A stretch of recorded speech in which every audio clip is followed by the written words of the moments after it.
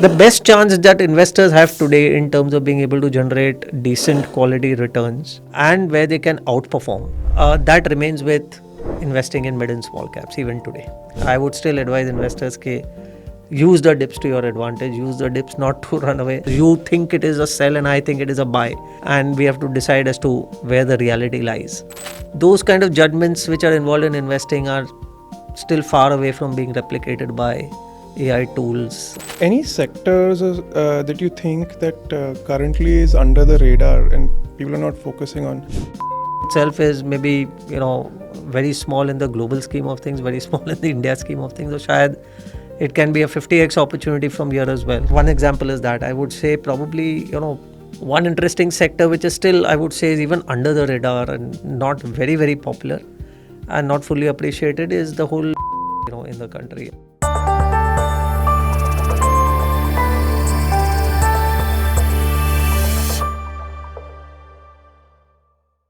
Hello everyone, and welcome to another episode of Bazaar and Beyond, where we deep dive into the world of finance, investing and more to help you make smart investment decisions. और मैं हूं आपका host विवेक अनंत। आज का episode बहुत ही insightful होने वाला है क्योंकि हमारे गेस्ट हैं ताहिर बादशाह, CIO at Invesco Asset Management India. With over 3 decades of experience in Indian capital markets, he has successfully navigated multiple market cycles and built a reputation as one of India's respected fund managers.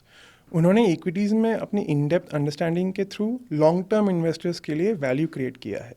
From handling billion-dollar portfolios to shaping Invesco's equity strategy in India, his journey truly reflects deep expertise and consistency. Thank you, Taher, for taking out the time.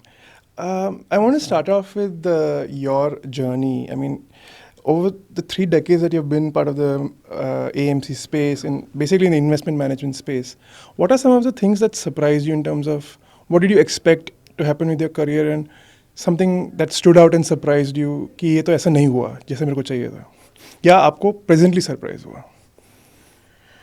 So, first of all, thank you very much for having me on your platform. Nice to be here. So I would say that by and large, the journey has been quite rewarding and quite happy as an experience. I wouldn't really say that something dramatically unexpected happened. Maybe I think शायद इसका कारण ये भी रहा कि maybe the timing was correct because we started at a time, at least I started my career at a time in the, let's say, middle of 1990s, 1994, 95 to be precise.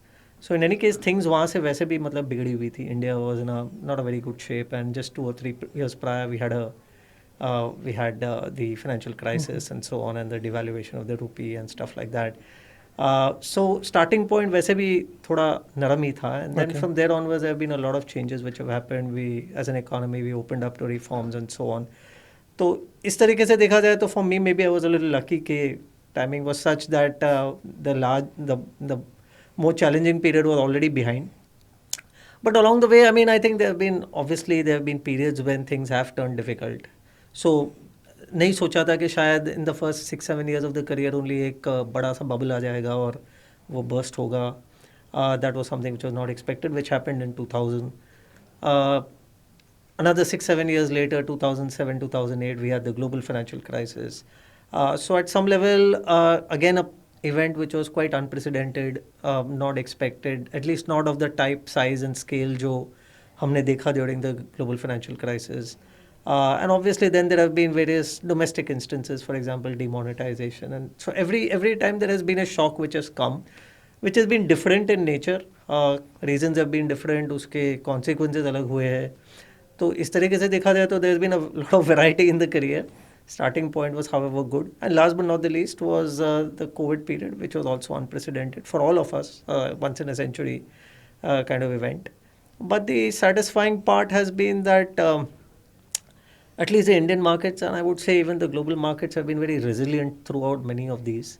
I think global financial crisis also we handled quite well. 2-3 साल में मतलब we were out. हालांकि for the United States, for example, it was almost 8-9 years for them to kind of rectify many things. So in general, I would say that it has been a reasonably happy journey. There have been surprises along the way, some very good surprises also, which have come. And I have been part of many market booms and busts So it has been very rewarding from an enriching from a experience point of view. Okay, try and experience as to what all can happen in different kinds of market cycles and different kind of events. You mentioned COVID. उसमें ना मैंने notice किया है कि काफ़ी सारे जो नए इन्वेस्टर्स आए हैं जी उनको इक्विटी के बारे में कन्विंस करने का ज़्यादा वक्त नहीं लगा बिकॉज उनको रियल टाइम में दिख रहा था उसका रिटर्न बिकॉज वो निफ्टी नीचे जाने के बाद एकदम से बाउंस बैक हुआ. जी There is also a sense of complacency that might have crept in. I remember reading somewhere a lot of people are thinking of equity कि इतना तो रिटर्न मिल जाएगा बिकॉज जी 5-6 साल में इतना हुआ है. अभी how does the industry or you as a fund house have to deal with that when you are interacting with investors? मतलब आप कुछ तो बोलते रहेंगे कि आप I would like our viewers to also hear that from you specifically because people have एक fallacy भी बन जाता है कि इक्विटी से तो रिटर्न मिलेगा ही. नहीं आपका सवाल सही है एंड विवेक जो मैंने देखा है and from what you mentioned actually ये जो शुरुआत हुई about investors getting align to markets and participation that we have seen in form of new investors coming in demat accounts वगैरह वो सिलसिला मुझे लगता है थोड़ा कोविड से पहले ही चलना शुरू हो गया था. So I remember actually even in 2000 end of 2016-17 when the demonetization event happened. Uh, मैं उस समय मोतीलाल ओसवाल मेरा प्रीवियस ऑर्गेनाइजेशन में मैं काम करता था and normally you would have expected on the following days for people to come and line up for redemptions and so on, right? But it was surprising that there were actually people lining up to put in then fresh applications and new applications, and we used to have a big huge lobby in Motilal Oswal Tower where I used to work, and there was a tons of people who were actually lined up to submit new forms and Okay. So it was quite surprising. तो वो एक trend शायद उसी समय से शुरू हो गया and then it kept growing at every market drop. So I don't know what to attribute this to. I am still figuring it out myself but at a certain level एक level की maturity आने लग गई थी शायद investors में. I think maybe it was a consequence of the first term of a new government, which was for the first time, a consensus, strong government which had been formed at the center after a very long period of time. तो एक तरीके का एक नया level of understanding, confidence, by which time investors had also become used to global exposure. बहुत सारी चीज़ें were now becoming visible on thanks to the internet, etc. So I think एक जो अंडरस्टैंडिंग थी, एक जो एक्सपोजर था, that was starting to come about, and maybe at a certain level the maturity also started to come. I think शायद around that time only we started to see maybe a generational shift. There were this new cohort of investors maybe in a new age bracket, say 20s, early 20s, which was coming up. शायद they had their own disposable incomes starting to build.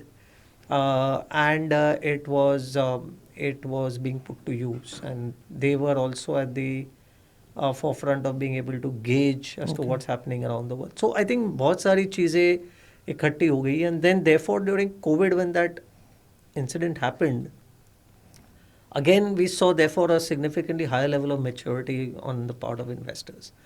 तो हमने शायद we saw market prices drop and asset values drop, but we didn't see any redemptions. And I don't think, I'm only talking about myself as an industry and for even our peers. ऐसा नहीं था कि हमें मतलब ये सोचना पड़ता था रोज कि यार कौन सा बेचे, अभी क्या करेंगे और कहाँ से पैसे लाएंगे और रिडेम्पशन की लाइन लगी हुई है. ऐसा वाला कोई माहौल ही नहीं था.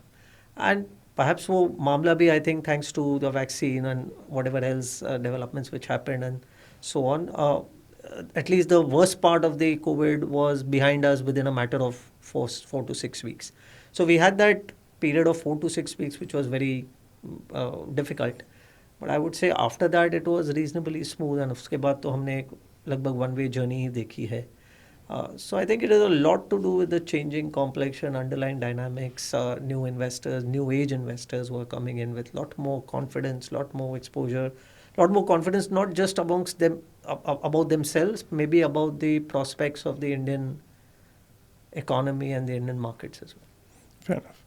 I wanted to shift to Invesco India specifically. Ji. So जो आपका इन्वेस्टमेंट फ्रेमवर्क रहता है. से any fund house has an investment framework. Invesco India also has an investment framework.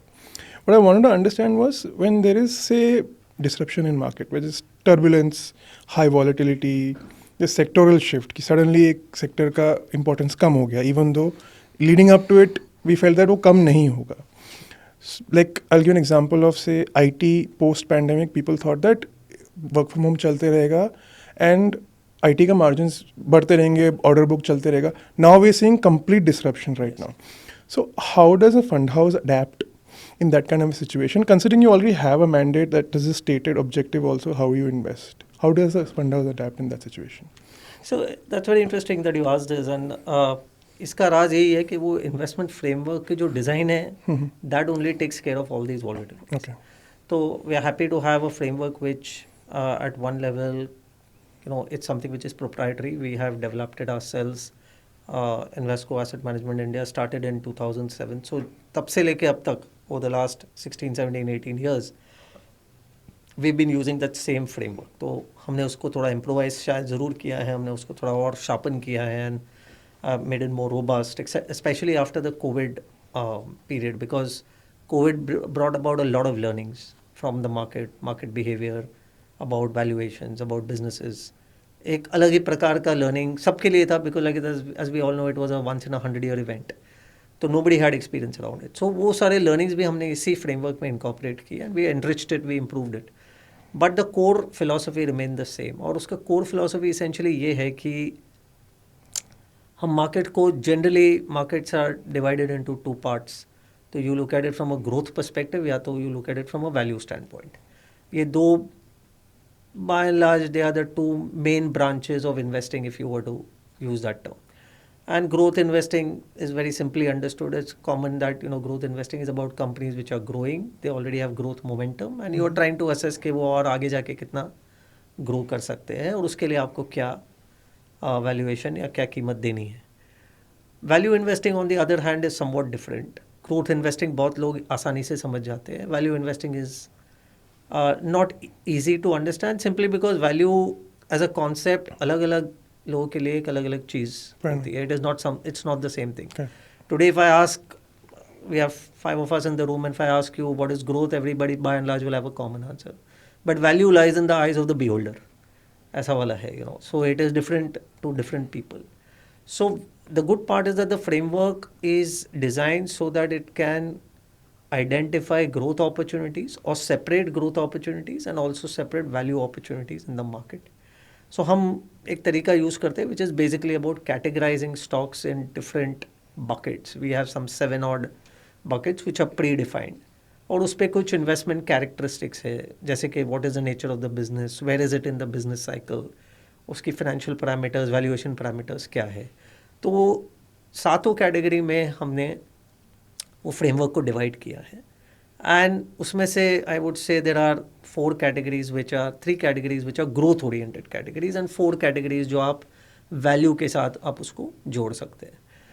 तो हम ऑन अ डेली बेसिस हम क्या करते हैं कि basically we just try to see कि अगर कोई एक इन्वेस्टमेंट आइडिया हमारे सामने आता है तो our experience of using this framework over the last many years tells us that अगर कोई अच्छा इन्वेस्टमेंट रैशनल या इन्वेस्टमेंट प्रपोजिशन है, चाहे वो ग्रोथ हो या वैल्यू हो, तो वो आप इन 7 कैटेगरी में से एक कैटेगरी में ज़रूर बिठा सकते हो.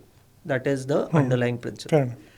और अगर वो इन्वेस्टेबल नहीं है then you will not be able to fit it into any one of these 7 categories. ना तो उसमें ग्रोथ कैरेक्टरिस्टिक्स दिखेंगे, ना तो आपको उसमें वैल्यू कैरेक्टरिस्टिक्स दिखेंगे. तो सवाल उस समय ये उठता है आपके सामने कि भाई आप किस वजह से ये स्टॉक में या ये बिजनेस में इन्वेस्ट करना चाहते हो. ना तो उसमें ग्रोथ है, ना तो उसमें वैल्यू है.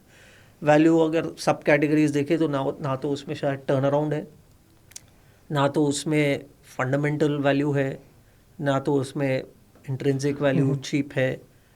तो अगर कोई रैशनल नहीं है तो आप इसको इन्वेस्टमेंट करना क्यों चाहते हो, right? So idea is that each of these stocks can be categorized, or that is in this way when we look at the opportunities, तो automatically we are able to adapt to various kinds of market cycles. तो आपका जो सवाल है कि how do we conduct ourselves during COVID, other types of market conditions, It is all about trying to see ke, okay, it was a, what is it now? What are you buying this business or company now for?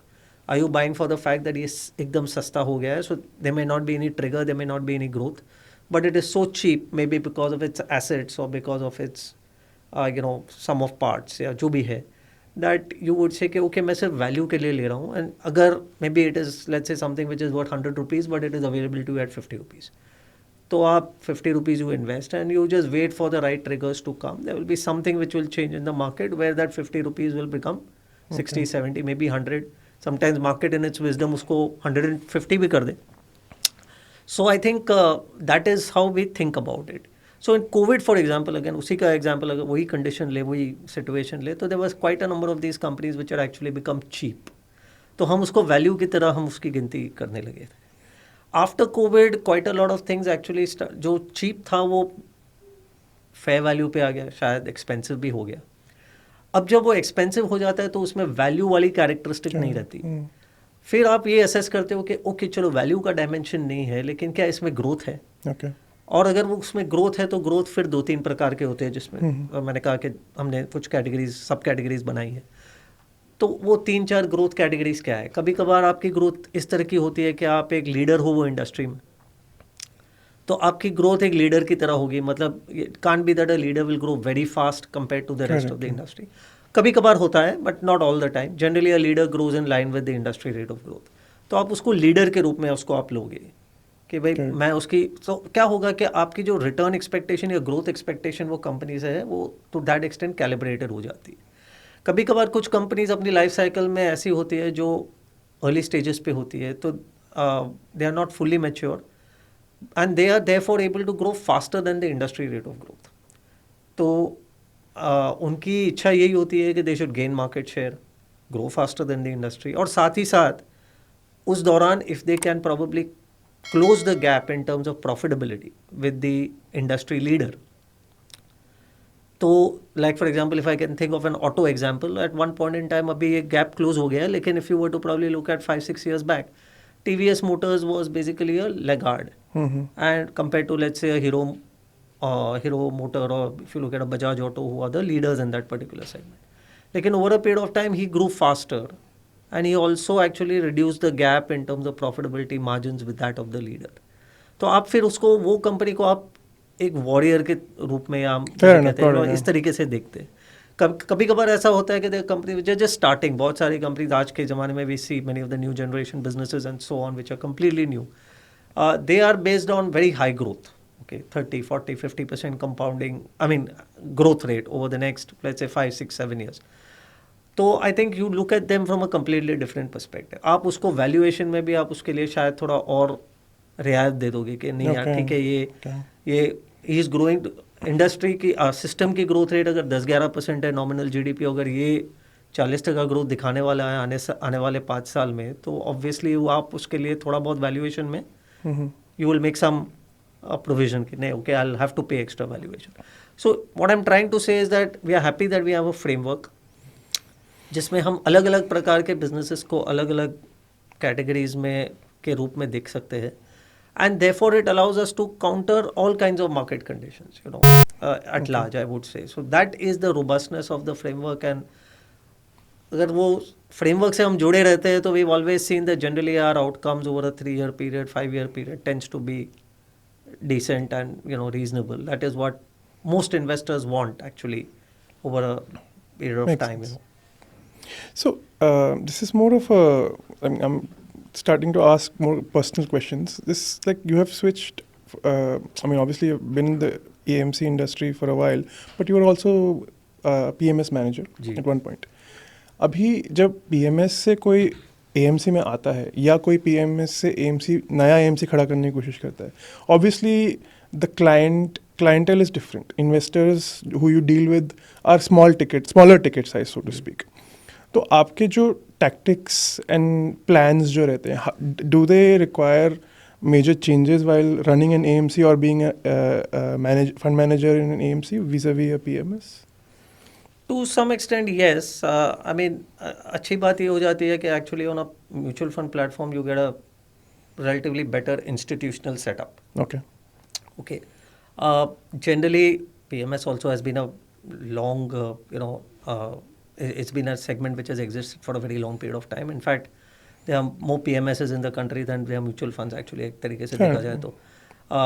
But generally, उसके origins ऐसे रहे कि they have been, they've that is nothing to do with, it's not a right or a wrong, but it's just that uh, they started off at a time and when the mutual fund industry was still very small, and they themselves were quite unorganized. They were born at a time जहाँ पे research capabilities इतनी ज़्यादा strong नहीं हुआ करती थी. They were used to operate as individual mom and pop shops or proprietorships. So I think to that extent एक natural type of constraint barrier आ जाता था, and that meant कि over time you were not able to constitute strong institutional investment frameworks. Okay. Okay. So maybe the level of, and you obviously PMS था तो ऐसा नहीं है कि you would run with portfolios which were very diversified. Okay. Usually you would run with a concentrated strategy, 20, 25, 30, 35 stock वाले. तो obviously वो risk element manage करना थोड़ा कभी कभार difficult हो जाता था, and because of the constraints, resources, etc. I think to perform well over different market cycles was difficult in PMS. Okay. I think जब से फिर म्यूचुअल फंड्स की रेलेवेंस बढ़ती गई, they started to gain strength. Their ability to invest in larger research teams and investment teams happened to come by. तो उस तरीके से एक PMS के कंपैरिजन में एक एज डेवलप होते गया, and as size beget size, it became even more relevant.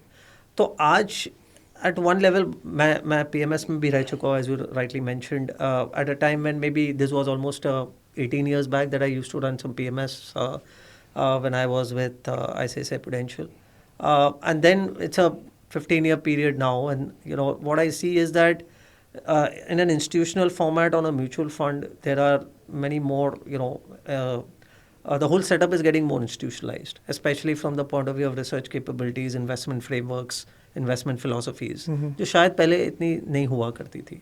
So, which is a good trend for the industry. तो इसलिए now it has become easy for even us on mutual funds to be able to run PMS type of strategies. All right. Could you expand a little bit more? Sorry to interrupt. Could you expand a little bit more about that? Yeah, sure. So what I was referring to was basically, we run all these focused type of funds, right? We ourselves, even at Invesco, we run a focused fund, which is, we call it a Focus 20, which is basically only 20 stocks, not more than 20. Regulatorily, we are not allowed to invest in more than 20 stocks. Got it. That focus fund category is basically meant to be between 20 and 30. So you can have a minimum of 20, सबसे ज़्यादा maximum आप 30 stock ले सकते हो. So we have chosen to be on the lower end of the band simply because हमें लगता है कि we can display conviction. B stock का conviction versus a 30 stock conviction also can be quite different. But we are able to do this now is because of that institutional setup, because of that framework that we have, because of the fact that वो जो process हमारा है, हमने उसको, we have tested it over 15-20 years, right? So now I, as a fund manager of that fund, of a focus fund, is in a position to take lot more high conviction strategies, high conviction positions, because the thing is that we have mechanisms to do lot more detailed due diligence. Okay. From a research perspective, from a ground level standpoint, understanding of the analysts, etc. So I think that's the transition, I would say, if at all in my own career में अगर देखूँ तो the way we used to run PMS strategies many years back, and now not to say that all of them were like that, there were a few which probably even in a PMS format used to follow very at least they used to have some broad investment principles around it, right? So I remember जब मैं मोतीलाल ओसवाल में हुआ करता था before Invesco, and before Motilal Oswal mutual fund came into place. They were basically a PMS house on an asset management side, and they used to run a very successful value strategy. It used to be called the value strategy, which at that point in time was as high as maybe 2,000 crores or something, if I remember. Okay, so it's now probably much bigger, but I'm just saying that there were some frameworks, but I think it has got more institutionalized. So people like us, we are able to now do things similar to what maybe a PMS probably can do. Also the fact that doing the same thing on a mutual fund platform obviously has its advantages in terms of simplicity, taxation. तो वो थोड़े obvious benefits ज़रूर है. But the core, I think, is the fact that it is generally about high conviction strategies. और high conviction के लिए it is important कि आप you have certain guiding principles, you have certain, you create certain ring fence mechanism to be able to operate so that PMS is hygienic, the product is hygienic, I mean the mutual fund offering is hygienic. And even if you're running a concentrated portfolio, you can still do reasonable quality, still make sure that you deliver returns which are strong, and yet ensure that it is not as volatile as what maybe a PMS strategy could be. So Taher, next question ना मैं थोड़ा small cap funds के बारे में पूछना चाहता हूँ. Over the past few years we have seen कि small cap schemes में lump sum investment बंद कर दिए जाते हैं, only SIP चालू करते हैं, and cash holding भी ज़्यादा बढ़ जाती है because obviously valuations become stretched and fund managers don't want to take positions जहाँ पे valuations are not justifiable anymore. So there are a lot of steps that have been taken in the past by the industry to limit inflows. What does an investor do who's trying to construct a diversified portfolio? They would obviously want exposure to small caps. Sometimes if the small cap index falls, they would like to take a lump sum position, but वो नहीं कर पाते, वो SIP से ही जाना है उनको. Just explain this whole phenomenon that has been happening in the past few years in the small cap funds, the stoppage of lump sum. How should a new investor today understand this phenomenon? कैसे उनको समझना चाहिए? No, I think it has to be understood from, first of all, it has to be understood from the lens of what is happening to the economy. Okay. And in 2019 से लेके, and I would say just even before COVID, हमारे mental understanding या philosophy या जो भी हमारा मतलब opinion बनता जा रहा था about the India's economic picture was that we were basically likely to start growing at a much better pace compared to what we were growing in the prior 5-7 years. तो we had, and उसका 2-3 reasons थे उस time पे कि we were coming out of that banking crisis, mostly that was behind us, demonetization वगैरह भी was also behind us, government policies had become supportive. Why I'm saying all this is because ये एक तरीके का एक economic context develop करते जा रहा था कि India is now looking to grow at a much better pace compared to what it was able to grow in the past because many of the things were being set right. बहुत सारी areas में हमें balance sheets की problem थी, चाहे वो government of India की balance sheet हो या चाहे कॉर्पोरेट्स की बैलेंस शीट हो या चाहे इवन बैंक्स की बैलेंस शीट हो. 2019 तक by and large balance sheet related problems India की लगभग was behind us. The last balance sheet problem crisis happened when ILFS happened in 2018. और जो NBFCs वगैरह बैंक्स पे जो असर आया, that was also by and large done by 2019. तो 2019 से ही हमारा एक ये mental framework बन रहा था कि India is opening up to some better growth prospects compared to its prior history. अब now that is a very important context from a small cap mid cap perspective because small cap mid cap businesses generally domestic होते हैं, mostly domestic होते हैं, by which I mean that they derive their revenues, profits mainly from the growth of the domestic economy. They're not as much about global. Makes sense. Many of the larger companies have global footprints. They have revenues जो शायद बाहर से आते हैं from अलग different countries. चाहे वो commodity business हो या auto business हो या even oil and gas and several IT for example also. IT to some extent even pharma आप कह सकते हो. But mostly जो mid size small size companies होती है in an economy and particularly in India there's a huge number of them. They derive their strength from that. So अगर domestic cycle आपका अच्छा होने जा रहा हो तो then that backdrop is a very good backdrop for mid size and small size companies to prosper. तो ये जो context है वो हमें आज भी valid लगता है and throughout 20 I would say from 20 वो तो unfortunately after 2019 we've had this 2-year period of COVID which interrupted. But even throughout that we kept testing these principles कि even as a result of COVID, did India's banking system suffer significantly? Did corporate balance sheets become worse? Did government finances become significantly bad? ऐसा कुछ नहीं हो रहा था. So we were only getting more and more constructive, positive about the domestic economic profile और उसके साथ साथ even the mid cap and small cap. तो आपने कहा कि there have been these stages or periods in the last 2 years where there has been general caution at times कि mid cap, small cap valuations are very elevated, frothy hai. There have been backlashes from various parts of the ecosystem on mid cap, small caps. But throughout, I would say कि हमने एक बड़ा ही constructive stance रखा है और जब भी हमें as a result of markets suspicion around mid cap, small cap, when we've seen valuations नीचे आ रहे हैं या stocks में correction हुआ है, so we've always used that as an opportunity to further bring our conviction to the table, and it has only benefited us. शायद वो it might have taken 6 months, 12 months, but those dips have become very, very useful in actually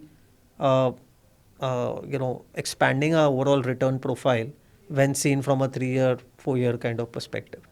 So that is one thing that we've, throughout the journey, at least I would say for the last 5 years, we've kept a very positive stance, and every correction in mid cap, small caps, we have highlighted as an opportunity. Even today, we by and large maintain that same posture as well. हालांकि growth में शायद थोड़ी तब्दीली आई है, तो what was maybe growing at 20-25% will grow at 15-20%, but it is still the best chance that investors have today in terms of being able to generate decent quality returns and where they can outperform. And decent quality, by which I mean, if you are aspiring to deliver returns between 15 and 20% types, I'm not talking about 20, 30, 40, that remains with investing in mid and small caps even today. Okay. So that is one thing about small caps. आपने दूसरा एक thing about what you mentioned about how to handle these dips. So if you look at very long journeys of the small cap index, you will find that point to point returns perhaps are not very CAGR terms में अगर हम देखें तो उसके returns are not significantly different from, let's say, mid caps or large caps, and come also with some extra level of volatility and risk, right? But when you get these occasions where mid caps, small caps go through a decent correction, 10-15%, हालांकि we've not seen the kind of correction जो आपने बताया 2018 में, we saw that during 2018 because of the IL&FS crisis. ऐसे magnitude का correction नहीं आया है, और ऐसे मैग्नीट्यूड का करेक्शन शायद तब तक ना आए जब तक ये जो फंडामेंटल प्रिंसिपल्स मैंने बताया वो don't get violated. I mean your balance sheets are okay across banks, across corporates, across the India ecosystem. तब तक आपको 20-25% वाला correction mid cap, small cap में आना मुश्किल है. यू विल गेट इट शायद अगर कोविड टाइप ऑफ एक इवेंट हो गया, लेकिन that is not going to give you a lot of opportunity. एक झटके में आएगा, झटके में वापस ऊपर आ जाएगा, you will not gate. So but when you get these 8-10% corrections also, which have happened on 2-3 occasions in the last few years, I think it should be used positively, especially if you keep the overall backdrop positive. आप अगर if you start thinking negatively about the overall market backdrop or the economic backdrop, then you will not be able to use that as an opportunity. But if you are reasonably positive that the overall direction of the economy is correct, then I think, and we are rightly placed, then all these drawdowns should be used to actually, we encourage lump sums at that point in time. Unlike some of our peers, or maybe I would say some of the larger houses had their own constraints, but we never said that, we want to close or not take lump sums or only do SIPs for whatever reason. I mean, we've, like as I said, always been constructive. So I think अगर वो जो dips में अगर आप लेते हो, maybe even for large caps, and that same applies to perhaps even mid caps and small caps, then your overall point to point return profile becomes significantly better. Okay. तो आप अगर एक ऐसे investor हो जो you don't do anything through a cycle, you just sit from, let's say, 2010 to 2025, you've not done anything, and you let your small caps strategy, small cap funds and mid cap funds run as it is, you would have made good returns, very strong returns. But somebody who has been having that further inclination to use some of these dips, and particularly at times when the economic backdrop has been positive, और उसने अगर उस समय अपना lump sum बढ़ा दिया या अपनी SIP का भी क्वांटम बढ़ा दिया, So that same neighbor of yours will have a completely different outcome between 2010 and 25 compared to what you had as a small cap investor. Fair enough. So that is, we still, I would say, are in a very constructive mindset, and I would still advise investors ke use the dips to your advantage, use the dips not to run away. But it is important how you handle the volatility and how you construct the portfolio on small caps. So I think that is the more relevant part. I just want to dive deeper into fund categories, specifically investors and किस perspective से काफ़ी सारे investors को ये categories पहले तो it's very difficult and now it has been simplified. SEBI is going to take another step in simplifying it. So what is the category that you find investors either don't understand or find it that इससे इतना return मिल सकता है क्या, या इससे इतना return मेरे को past में मिला है, या they have performed well, ये उनको पता नहीं था ऐसा कैटेगरी होता है, या किसी उसका एडवाइज़र ने बताया एंड देन दे डिस्कवर्ड, या आपके इंटरेक्शन में आपने किसी के साथ नोटिस किया हो कि ये कैटेगरी अच्छा है मगर पीपल आर वेरी सरप्राइज कि ऐसे कैटेगरी भी हो सकता है, ऐसा product category specifically mutual fund. So if I understand your question right, basically देखिए again sometimes products के attraction या their ability to generate deliver some surprises as you were saying is sometimes a function of the economic cycle and where you are in the overall economic cycle. At this stage, for example, I would say that one category of product which is not there as much on the investor's radar, and yet that category has been there, has been around for a long time, but investors have not been able to kind of appreciate that as much, is the multi-asset fund type of category. Okay, there are a good number of multi-asset funds which have been there in the system. कुछ थोड़े पुराने हैं जो maybe they have been around for the last more than 10 years. But then there are some which are new, they have come in the last, let's say 5, 6, 7 years. Okay. और उनमें थोड़ा difference है in the way they have thought about multi-asset as a category. The older funds जो थोड़े historic है, nothing wrong with them. I mean, that was the nature of the market at that point in time. Used to generally think of multi-asset funds from the perspective के equity, debt, these are the two main asset classes और उसमें invest करना है. But as we stand today और जो अभी global economic picture है and some of the complications that we are running with and dealing with, multi-asset एक अच्छा avenue बन जाता है from the perspective of being able to generate decent returns and yet reduce your volatility, क्योंकि asset classes में rotation एक लगभग तय हो गया है. And I'm not talking about sectoral rotation, here I'm talking about rotation between asset classes.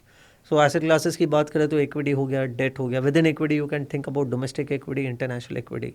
International equity में maybe you can think about US equity, Chinese equity. फिर उससे के अलावा you can think of even precious metals, gold, silver वगैरह.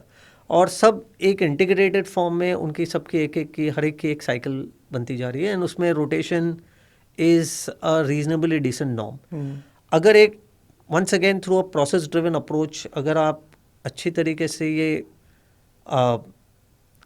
Asset allocation का balance अगर implement कर पाते हो in your fund, then I think at least this to my mind is a category जो शायद is a decent defensive category. Usually हम large cap funds वगैरह को डिफेंसिव तरीके से देखते हैं, which is right in their own way.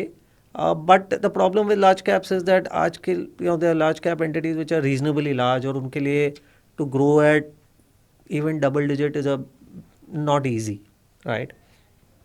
Maybe at best on an aggregate basis they'll be able to manage between 7, 8, 9%, that kind of a growth. Multi-asset में before that these large cap funds are generally viewed from the perspective of safety and stability. So and low volatility. So I think now we have an asset class in the form of these multi-asset funds which are basically in a position to improve that overall return profile, especially अगर आप rotation ठीक से manage करते हो, moving from gold to silver or gold to fixed income to domestic equities and so on and so forth.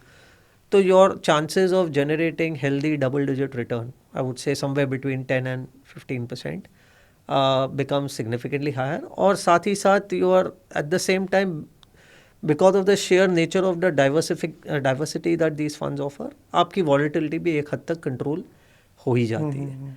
और the other way to control volatility, another layer, the way in which we control volatility, for example, in our multi-asset fund is कि हम जो individual components है, चाहे वो domestic equity का part हो या चाहे international equity का part हो, हम उसको benchmark के रूप से देखते हैं. So we create passive mechanisms to invest in each one of these. Gold और silver तो वैसे भी passive है. डोमेस्टिक एक्विटीज़ हो या चाइना हो या यूएस हो या जो भी हो, या इवन विद इन डोमेस्टिक अगर हमको स्मॉल कैप या मिड कैप में इन्वेस्ट करना है तो हम इंडेक्स के रूप में इन्वेस्ट करते हैं. तो हम वो इंडिविजुअल स्टॉक लेवल वाला रिस्क ए फंड से हटा देते हैं, निकाल देते हैं. आपका returns will be in each asset category, they will be more close to the returns of the benchmark. तो यहाँ पे the core of the fund becomes कि आप how well do you rotate between the asset class. न कि ये कि आपने एक बहुत अच्छा स्मॉल कैप स्टॉक ले लिया या 2-4 अच्छे मिड कैप स्टॉक ले लिए और उसको आपने अच्छा वेटेज दे दिया तो उससे आपको रिटर्न मिल जाएगा. तो वो फिलॉसफी नहीं है, but it is about making sure that you rotate between asset classes. So I think this is a category जो I am quite excited about. इसका प्रॉमिस अच्छा है और it can serve as a good combination of decent returns plus low volatility and low risk. Next question is a little bit more diving deep into the same idea जो small cap के बारे में हम बात कर रहे थे. just tangential है, मगर जो lot of schemes के जो sizes बढ़ जाते हैं over a period of time, उनके AUM बढ़ जाते हैं. I've seen at least like few flexi caps who are above like which are above 1 lakh crore now. Do you think that the size of the AUM impedes their ability to deliver market-beating returns, say generate alpha, because there's only that many investable companies in India? But as more and more financialization of savings is happening, a lot more money is going into these mutual fund schemes also. Yes. No, I think you're right. To some extent it does. I will not deny that. In every category, the limiting factor is different. For example, in a small cap fund, you might probably find it difficult to operate when a fund size becomes more than $4 billion, $5 billion or even above. In a mid-size fund, it might be the same. Limit probably might be $10 billion, and for a large cap fund, it could be maybe $25 billion. So I think it's different for different these market cap buckets. But I think yes, and each of these buckets, अगर आप जो current status में, current position में, current state of the economy, current size of the economy में अगर fund sizes become too large in the context of that particular market size or economic size, then it can become a problem. In जो strategy ऐसी होती है जहाँ पे mandate itself is कि आपको rotate करना है between different market segments, like for example a flexi cap fund, उसको flexibility दी गई है. तो अगर वो फ्लेक्सिबिलिटी नहीं इस्तेमाल करेगा तो प्रॉब्लम है. अगर वो फ्लेक्सिबिलिटी इस्तेमाल करने की कोशिश करता है, then for larger funds it is somewhat detrimental. तो I think there are some categories जहाँ पे that thing is a little more pronounced versus some others. But yes, I mean, if you grow too fast in a certain context and your fund sizes become somewhat disproportionate to the state of the economy. हालांकि मतलब if I were to run with a $2 billion of $3-4 billion small cap fund also 5 years from now, that will not be a constraint because by which time economy would have grown or size would have grown or and so on, right? Market caps of companies would have also grown. But in the current context, it becomes a bit of an impediment. And I think therefore, but the good part for investors is that, there are multiple choices of funds in that same category, different houses, who are probably going to be more nimble.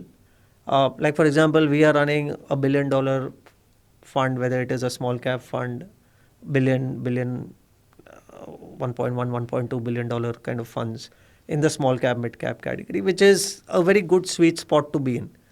We are not too big so as to not be able to grow from here and not be able to manage more assets. We are also not too small. Okay, we will be irrelevant and we will not be able to attract the right talent to manage the fund and so on.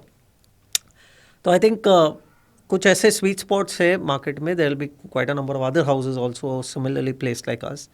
So I think from an investor standpoint, choice is there. So you should try to keep that in consideration कि अगर size बहुत बड़ा है, especially for small, sometimes mid, particularly flexi cap funds. So थोड़ा एक challenge ज़रूर आपके सामने पेश हो सकता है, and in that case you have to be a little more watchful. Uh, any sectors that you think that currently is under the radar and people are not focusing on, but that could deliver? It's like maybe a decadal or a 5-year theme which might work. I'm just like groping in the dark because there's so much saturation of coverage. I thought I'll pick your brains for this. No, so there are actually, अगर आप देखें तो again we are from an economy cycle and where we are in a life cycle as a country, there are several of these newer opportunities which can become very large or जो शायद as we speak today are not looking very reversible. This whole trend about जो which is about the way consumption is being delivered or consumption is being taken by consumers. Delivery platforms, quick commerce. I wouldn't say that they are below the radar or they are, not visible too. But it's just that वो होता है ना कि मतलब कभी कभार आप सोचते हो कि मतलब 100 रुपये वाली चीज़ 200 हो गई 500 हो गई तो मैं बिकॉज अभी इससे ज़्यादा क्या बड़ा होगा.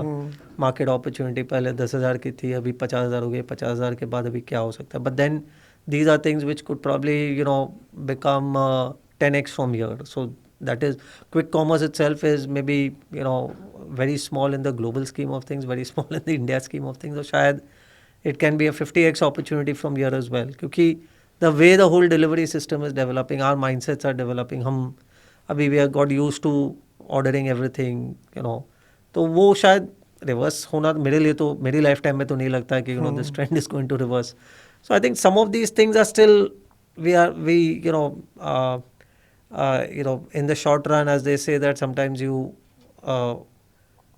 feel that it is exaggerated, but in the longer term it may still not be. It might just about be getting started. So I think one example is that I would say probably one interesting sector which is still, I would say, is even under the radar and not very, very popular and not fully appreciated is the whole wealth management business, in the country. And it is the changing nature of the income pyramid. It may not be the most healthiest way for a country to grow because wealth ka polarization is happening at some level. It is happening not just in India, it is happening in developed countries as well. And in India, maybe वो एक feature दिखाई दे रहा है.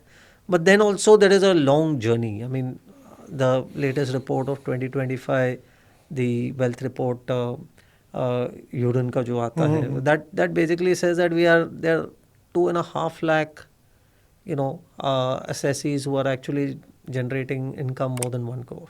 Wow. Okay. Now, but this number is actually was, some 70,000 6 years back in 2019. Okay. Wow. Okay. So you've grown 3x in a matter of 6-7 years. And it still sounds to be a very small number in the overall scheme of things. And same in the case of, as you go up above, that pyramid becomes narrower and narrower. But this thing can explode. I mean, jaise from the mid-income levels, more people keep coming into that bracket. Disposable surpluses will keep widening, increasing. Pool of that money will keep increasing. And इसमें problem ये है कि to that extent we don't have as many managers to manage. I mean, we are developing now and there are new outfits which are clearly coming up. But the pace at which the industry is expanding versus the talent which is coming in and managers who can handle such big fund sizes is there's still a fair bit of dichotomy. So I would think this is something which will become pretty large. These are all from a business standpoint. जब हम ये देखते हैं तो we also get excited about the fact that ये सब platform businesses है. उनमें कोई capital investment लगता नहीं है grow करने के लिए beyond a point. ऐसा नहीं है कि आपको you have to set up lines and lines of manufacturing capacity and factory sheds to be able to do this. Same platform can handle 2,000 crores also, and that fund with some nominal investment can handle 50,000 crores and 2 lakh crores as well, right? So I think from a nature of the business, high profitability, huge free cash flow, and early stages, तो एक अच्छा opportunity ये मैं कहूँगा which is there. उनमें listed entities भी इतनी ज़्यादा नहीं है एट दिस स्टेज. गिनी चुनी 4-5 कंपनीज है which are, I am sure there will be more which will evolve. और उसमें ब्यूटी इज़ दैट हम हम जब स्मॉल कैप मिड कैप्स के बारे में सोचते हैं तो we generally think about companies जो अभी स्मॉल कैप है और आने वाले दिनों में, आने वाले सालों में वो बड़ी होके एक मिड कैप या लार्ज कैप में ट्रांजिशन होगी. तो यहाँ तो वैसे कोई लार्ज कैप कंपनी है ही नहीं, या मिड कैप भी शायद मैं कहूँगा एक आधा मतलब almost on the threshold of transitioning from small to mid. So there is a huge pool, not many large caps already existing. So few of the companies which are starting to build their franchise. तो एक लंबी opportunity, लंबी journey and wealth creation की opportunity यहाँ पे हो सकती है. सो ताहिर, ये लास्ट 2 क्वेश्चंस. अब जो मार्केट में इतने मेट्रिक्स होते हैं to measure various things like a P ratio और ROE, what do you think is a overrated metric that is bandied about a lot in popular media consumption that people should say कि हाँ नहीं ये मुझे ज़रूरत नहीं है? I think couple of times, a couple of such indicators which are bandied around at times and may not be fully relevant, especially India जैसी growing economy के बारे में, अगर डेवलपिंग इकोनॉमी के बारे में बात करें, is something like market cap to GDP. काफ़ी ओकेशंस पे ये कोट किया जाता है as a indicator of being cheap और expensive. In an evolving economy like India वो शायद मेट्रिक थोड़ा sometimes I wouldn't say overrated, but it might, yeah, I mean it's not fully it's not making a lot of rational sense, because many companies, many large corporations sometimes may not be listed. Okay. They don't therefore actually figure Okay. in the numerator. Okay. So you might probably underestimate that market cap to GDP ratio, or overestimated at times. So I think that is one maybe which I find a little, I'm not fully convinced, and I find it difficult to relate to. Second one I would say is not fully to be dismissed, but it is difficult to comprehend at times, और उसका पूरा sense लेना या उसको ठीक तरीके से understand करना is difficult, is discounted cash flow. जहाँ पे basically you try to value a business based on its future cash streams and try to discount it back to the present day, and आप फिर compare करोगे कि ठीक है वो आज के उसकी वैल्यू के सामने आज उसका प्राइस क्या है, and then try and determine कि वो एक्सपेंसिव है या सस्ता है. बट उसमें nothing, actually it's not something which is dramatically wrong out there. It is just that it is too complicated, and at times it has got several assumptions under it. तो उसकी validity is to the extent that you are able to make those right assumptions, right forecasts on the underlying variables, and it may perhaps result in wrong conclusions. Okay. If you're not able to judge those underlying parameters which determine DCF. So I think एक में usage का problem है, एक में I think it is inefficient in terms of being able to capture the right essence of whether it is undervalued or overvalued. Got it. I mean, I haven't gotten to AI yet, but I thought one of the questions I'll pose to you about AI. So a lot of talk about AI and the tools that it brings to the table for a lot of professions, industries, is that there will be loss of jobs, or it will change the way of working for people, so on and so forth. In the investment management space, specifically your company, what changes do you foresee, considering because we also started using AI and it helps us manage our time better sometimes. So how do you see that impacting the investment management space, in even say a client advisor space also? So from an investment standpoint, I would say that not that we are using a lot of AI today, but where जहाँ सबसे ज़्यादा relevance as of now is visible, and शायद ये true है for other industries also, कि AI probably will first start attacking more of the day-to-day activities, menial jobs, repetitive activities. So I think हमारे लिए from an investment standpoint, I would say relevance इसका will come in areas where it helps us to build new tools for research, Okay. to be able to capture information faster, maybe process that information faster. Okay. You know, building balance sheets, building Excel worksheets. देखिए हमें एक बात समझना है कि basically investment is still a lot about you know software elements, psychology, psychological behavior, your attitude in the markets, and so on and so forth. So there are a lot of these intangible factors, so to speak, which influence your ability to, sense management conviction.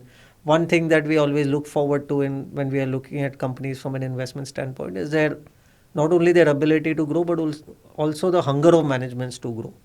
Okay. So that is not something that you can judge on the basis of AI or tools, AI tools at this stage at least of the AI cycle. So I think uska benefit as of now will be in trying to do some of the more mundane tasks, if I were to say, जो हमें then allows us to make investment decisions faster and quicker. Because once groundwork is done, once that is laid out, वो जो थोड़ा बहुत जो menial element है, if that is probably where AI can help us out and reduce and crunch the timelines, then our ability to quickly wrap up that investment idea and decide whether we want to go ahead with it or not, make that investment decision, will probably be accelerated. Okay. So do you think that I mean, just as a very practical example, say a scheme that you're running has 3 analysts. Do you think that you'll still require those 3 analysts, or do you think you'll require 2 analysts? So we typically run with 2 fund managers generally in every scheme. और उसका reason ये है कि for one reason, main reason is कि the 2 managers, or maybe if at all there are 3 managers in rare cases, it is a small investment team for that particular fund. Or both those guys or 3 guys can actually use each other as a sounding board. क्योंकि मैंने कहा कि उसमें बहुत सारे softer decisions are involved. It is about judgment in many cases. You do all your number crunching, you do all your valuation exercises, but ultimately at the end of the day it is about coming to that stage where you take that conviction call. And after that it is also about portfolio में किस तरीके से वो portfolio में उसको वो idea को position करना है. तो portfolio sizing जो कहते हैं हम, that is also very relevant. In fact, it is an even more important part than ideation. Idea तो आ जाएगी, but if you don't represent that idea well, or if you do represent the idea well in your portfolio, it can make all the difference between your return and your next door payer's return. So I think वो जो चीज़ें हैं that it is best that there is a couple of people who are there instead of it being a lone ranger, या one person assisted with AI tools. Maybe I don't know in the future, 5 years from now, if AI tools become so proficient that they can actually substitute as a partner, then maybe it's a different thing. But today that those softer elements, that look and feel element, that thing which is basically what drives market, as I said, is psychology to a great extent. All that is probably understood by humans a lot better. And so I do not see that we will be able to dispense with or reduce our fund management team क्योंकि अभी AI आ गया है, so I don't need to. I think that's still a far. And markets are all about inefficiencies, right? There are inefficiencies which are there, and you're trying to capture that inefficiency because you think it is a sell and I think it is a buy. And we have to decide as to where the reality lies or what the reality could be. Those kind of judgments which are involved in investing are still far away from being replicated by AI tools than where they are today. Fair enough. Last question. It's more of a request for recommendations. So we would like to ask our guests for book or say a TV show or a movie that they liked, or maybe even a podcast. If you have any, you could just tell us. Our viewers would love to hear them. Of course. I can call out a few books which stood out, and since I've gone through them more recently, and they are kind of diverse in a way. So one book is basically the one which I would call out is Seeking Wisdom Okay. by Peter Bevelin. Okay. That book is basically about how do we as humans develop our thought processes, okay, and in developing our thought processes, what kind of judgments do we make and what kind of misjudgments do we make. And it's a very compelling book क्योंकि उसके लिए वो बहुत सारे frameworks use करता है and those frameworks spread across multiple disciplines. So it talks about everything from our anatomy and therefore physics and biology and chemistry to even astronomy and so on and so forth. So it is very exciting. It's a very comprehensive book. Uh, I think people will probably like that. It is one of my favorite books. Uh, More recently, keeping in mind the times that we are living in, there is this new book called Nexus from Yuval Harari. Yeah. Maybe you might have probably gone Yeah. through it. That also is quite revealing. I'll admit that I've not read the whole thing, but it takes a completely different take on. It tries to take a completely different take on AI, and it basically discusses how today as humans, we have developed so many tools, so many advancements, but we still make wrong judgments, and we sometimes create tools which turn out to be harmful for us itself. Mm-hmm. So it's the other side of AI as to AI being the latest in the innovation game. Are we preparing ourselves for better times, or because after doing a lot of inventions and so many discoveries, we are still, while there are some positive things which have come out of it, but at the same time it is leading to situations today where nations are fighting with each other. There's a lot of geopolitics. We are probably on the brink of a nuclear war. So these are also a manifestation of investments in technology, right, and evolution of technology. And AI can also be one such thing which some have even called it that will be the tool which will probably lead to mankind's doom. Yeah. For example, maybe that might be an extreme, but more like a Terminator movie type. exactly. Yeah. So you start thinking about those eventualities as well. And mind you, I mean, AI finally in the spectrum and continuum of technological changes, we have to remember कि ये एक ऐसी technology है जहाँ पे for the first time, whether you take cloud computing, internet वगैरह वगैरह, उसके comparison में there is the first time that there is a technology which can actually replace humans and human thinking, or it will attempt to at least do that, right? So therefore, it is a lot more scarier compared to other innovations and other technologies. So I think that is an interesting book. The third one I would say is this a book about which is regarding investing. So, and it is titled as How Not to Invest. Okay. Okay. Again, this was I thank the individual who has gifted me this book. So, I think by a guy called Barry Ritholtz. Okay.